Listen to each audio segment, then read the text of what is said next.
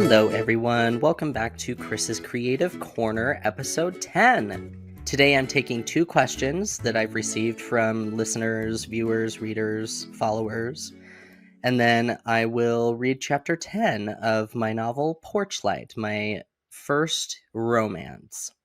The first question comes from Twitter, and it comes from an author friend, and they asked me, what do you think makes a good story? And I love a story that has everything.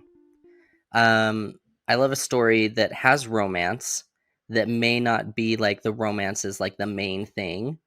I like a story that has action and adventure and new and exciting things and poses questions that are difficult to answer.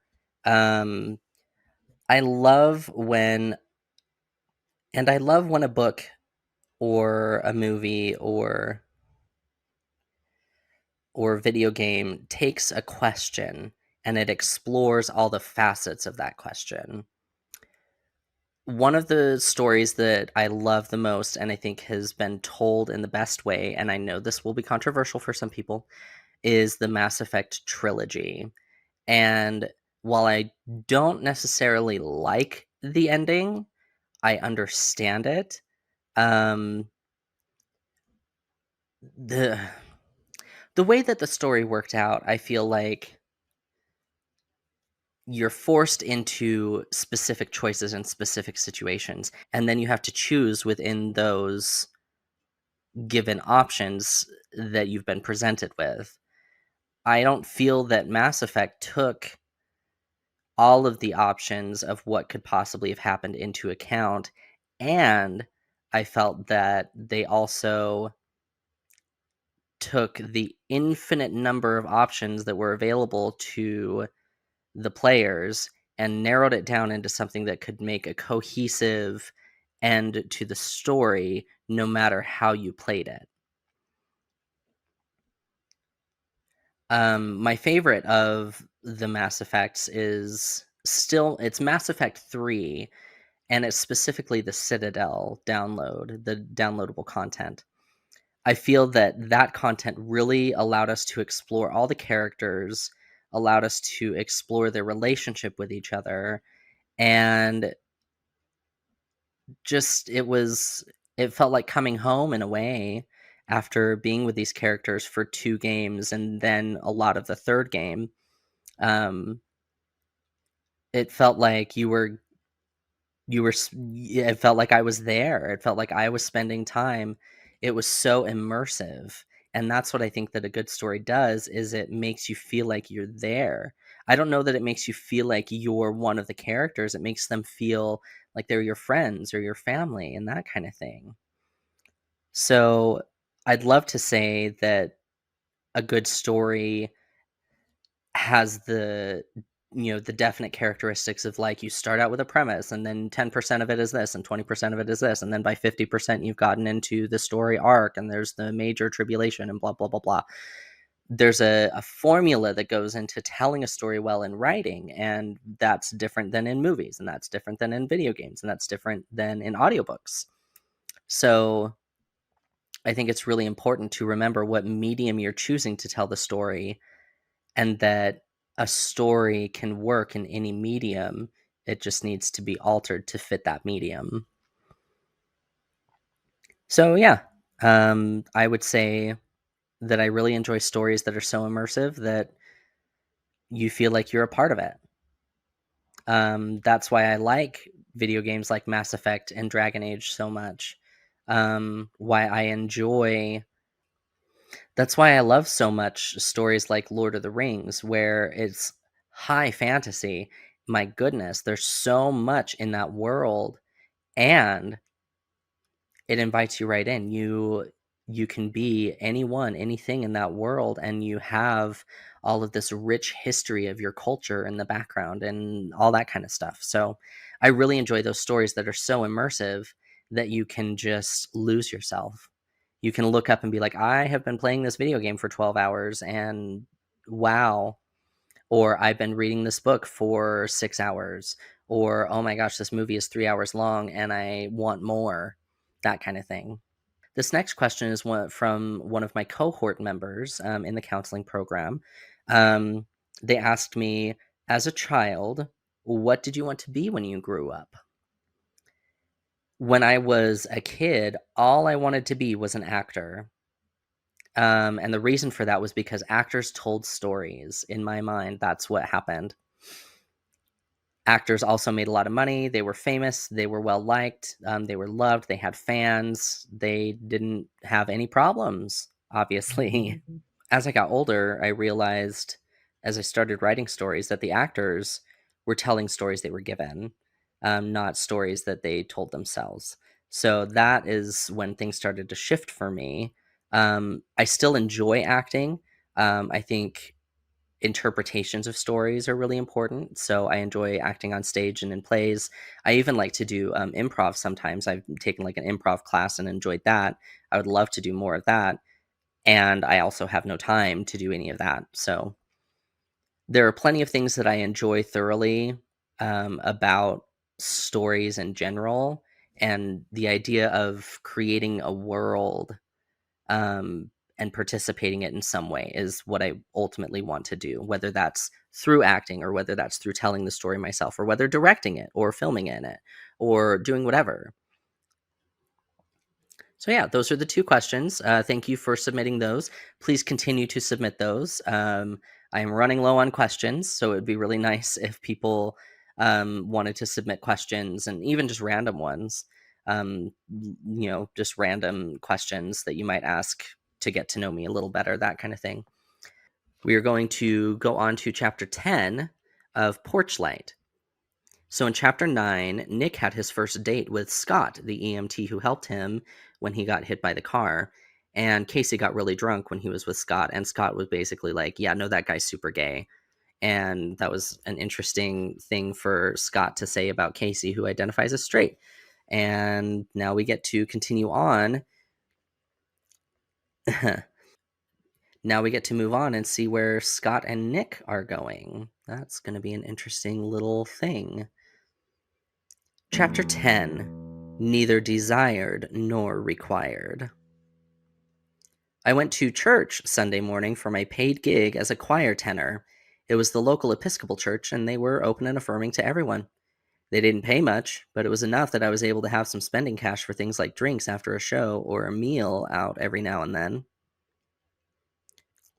They'd all been really supportive of the band's news, and after church, I went next door to the coffee hour to find they had made a cake to celebrate our song on the radio. After church, Casey picked me up. How was it? Oh, it was good.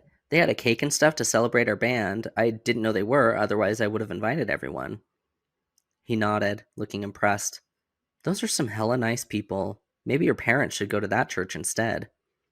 I shook my head. Instead of what? They don't go to church. They did as kids, so I guess that's where they get all their homophobia from. Speaking of homo, have you talked with Scott since Thursday? I felt a blush creep into my cheeks. We'd done more than talk. We'd sexted pretty heavily on Friday night. Scott knew I was going to Nashville for a bit, and he told me to text him when I got back so we could get together.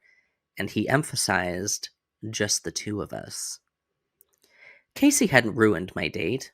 I wouldn't let that thought enter my mind, but I had to take care of him the whole night and play babysitter, so I had been really surprised when Scott texted me the next day to tell me he had a good time. Well, Scott and I have talked. And, did you exchange dick pics? I bet you swapped pics. I shook my head. No, it's not like that.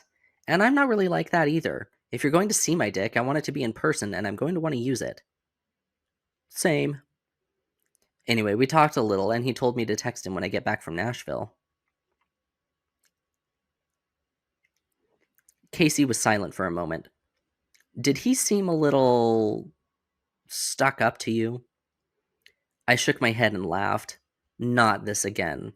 Seriously, Case? What? You never like any of the guys I date. I mean, when I first came out and got together with Clint, you were all, he's just using you for sex. Casey put his hands up defensively. And? Wasn't he? I shrugged.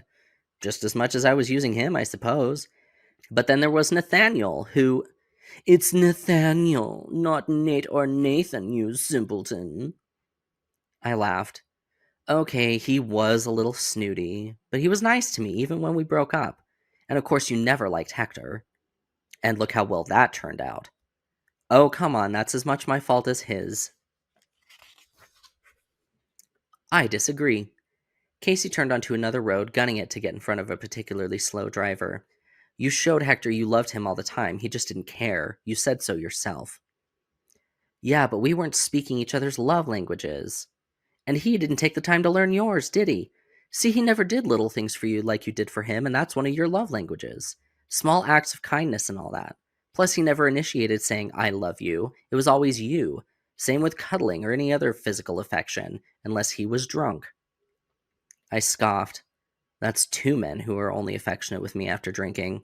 Ow! Casey punched me on the arm, looking serious. I mean it. I think the guys you've chosen to date have some irredeemable qualities. You need to find someone who's good for you and good to you. I rolled my eyes. Yeah. Besides, what about you? You go through women a lot. There's even some rumors out there that you're like the ultimate one-night stand guy. He shrugged. What can I say? I don't like to be tied down. I'm pretty sure that Kendra girl would disagree with you. She was pretty wild. Did I really tell you about her in the bedroom? I nodded. You tell me about, like, all the women you've been with. Or you used to. Especially when you've been drinking. You're quite the chatty drunk. Hang on. My phone was vibrating in my pocket. I pulled it out and saw Mom and Dad on the caller ID. It's my parents. Oh, shit. Answer it. Should I let it go to voicemail? He reached over and swiped to answer.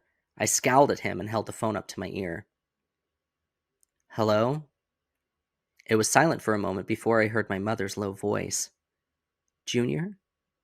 Hi, Mom. Hi, sweetie. It's been a while. How are you doing? Fine. What's going on? Well, your father just stepped out, so I decided to give you a call. I frowned. What, you can't call me when he's there? He's still really upset, honey. So he's stopping you from calling me? No. I mean, I just don't want to argue with him. But we've been hearing about your band. I listened to your song. It was really on the radio. I found myself with a sick feeling in my stomach. Yeah, it's been on the radio a few times now. People really like it. That's good. I'm glad to see you're finally succeeding. My anger flared. Yes, because playing in a band that doesn't get a record deal is a waste of time. That's not what I said, honey. You're always so sensitive about that band. It's because it's something I enjoy. I never expected it to take off. I did it for fun. It was never about making money and getting record deals. It just happened. And it's great, but I do it because I enjoy music. She sighed. Well, I just hope you haven't quit your job or anything. Music is so unsteady. Is there a reason you're calling? I mean, other than to question my life choices? That's not what I'm doing. I was simply calling to see if anything had... Well, if anything had changed with you and your decision. My decision? You mean to come out? I noticed Casey's grip on the steering wheel tensed. Or do you mean my decision to be gay? Or do you mean my decision to be gay? I think people are calling it a lifestyle choice. I scoffed and laughed. My band is a lifestyle choice, Mom. Being gay is something I really can't control. I mean, I could be single and alone forever, but I'd rather be with someone who loves me. Unconditionally. I knew that word stung her. That man you brought over, your friend, are you really involved with him? Tell her yes. Casey looked at me. I hadn't realized he could hear the conversation that well. Tell her yes, we're dating. You sure? If you don't, I'm going to yell and I'll be descriptive. I held the phone back up to my ear. Yes, Casey and I are dating. I heard a tisk of disapproval. So you haven't changed your mind? I finally lost it.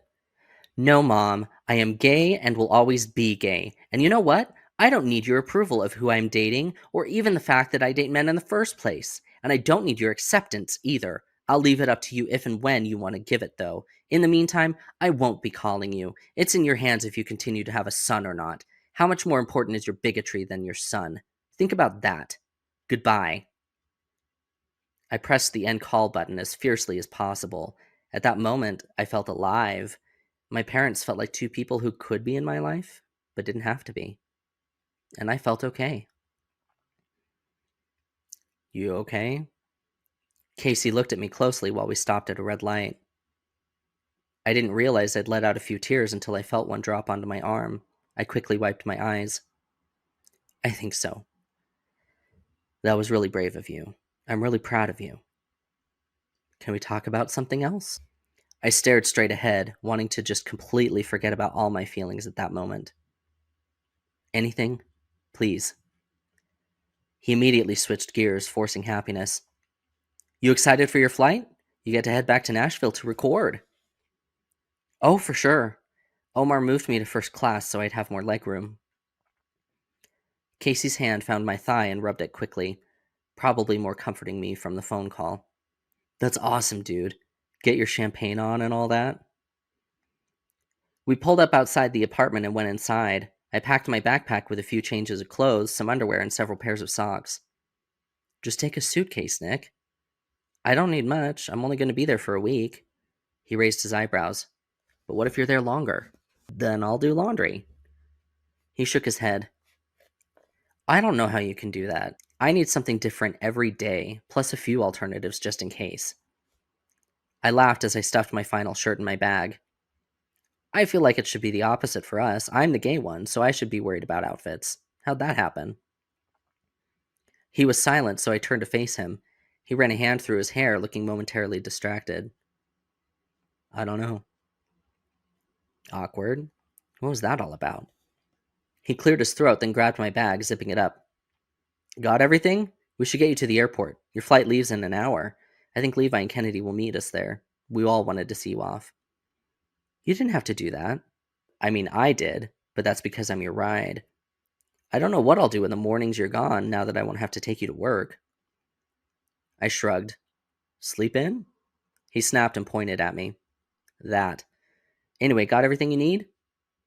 I laughed. Geez, in a rush to get me out of here? He laughed, but it sounded forced. No. You liar. I smiled teasingly and swatted him on the arm. I'm sure you're excited to have your apartment back to yourself for a bit. Don't worry, I've still been looking into apartments and stuff. If I do get the front desk manager job, I could even afford a place by myself. He shook his head. It's not that. You're welcome here. You know that, right, Nick? I'm not feeling crowded or whatever. I'm glad you're here. He suddenly looked serious. I'm glad to be here. I just don't want to be a burden. He stepped closer. You could never be a burden. He reached out to clasp my shoulder, then moved his hand up to cup the side of my face. You know, I'm going to miss you while you're gone. I gave him a smile, feeling a tickle rushing down my stomach and lower at his touch. I'll miss you too. We stood like that for a moment until he leaned in and gave me a kiss on the forehead. Love you, man. Love you too. I leaned in and he folded me in his arms. He was such a good hugger. Soon we were at the airport, sitting on those stupid plastic chairs and waiting for my flight. Then Kennedy and Levi showed up and we all waited together, chatting about our hopes for our band and our record deal. Finally, it was time for me to board the plane.